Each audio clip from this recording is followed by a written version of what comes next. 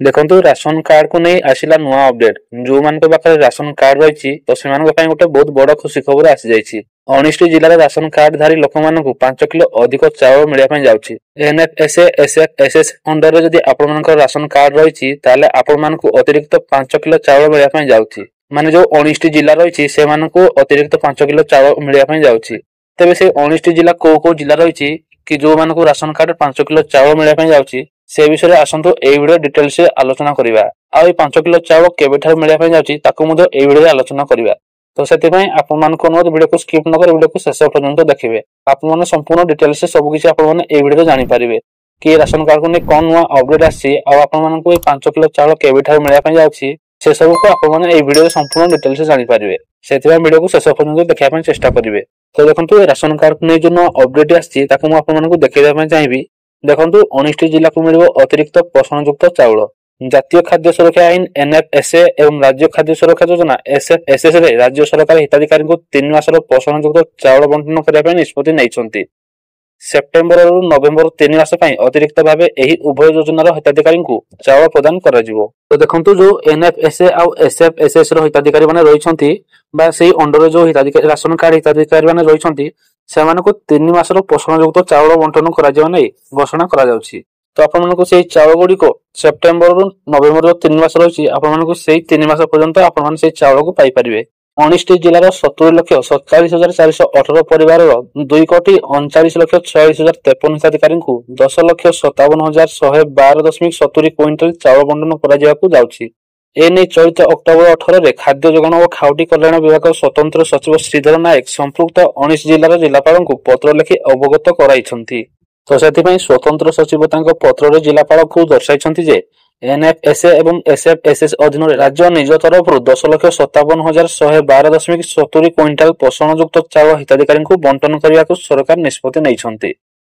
बंटन होगा जिला गुड़िक मध्य रही जो आपको देखो जिला गुड़िक अनुगुल, बालेश्वर, बरगढ़, भद्रक, कटक, देवगढ़, ढेंकानाल, गंजाम, जाजपुर, जगतसिंहपुर, झारसुगुड़ा, केन्द्रापड़ा, केन्दुझर, खोर्धा, मयूरभंज, नयागढ़, पुरी, संबलपुर और सुंदरगढ़ प्रभृति रही।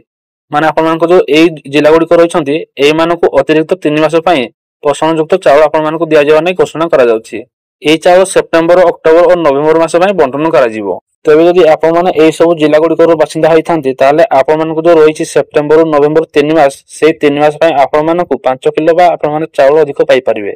सरकार संशोधित निर्देशनामा को नहीं स्वतंत्र सचिव दर्शाई पोषणयुक्त चाउल बंटन माप अनुसार प्रति परिवार मासकू 5 किलोग्राम हार में 3 मास लगी प्रदान कर।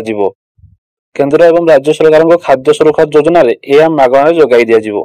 एनएफएसए और एसएफएसएस अधीन योग्य हिताधिकारी परिवार को ही यही चाउल मिल पार।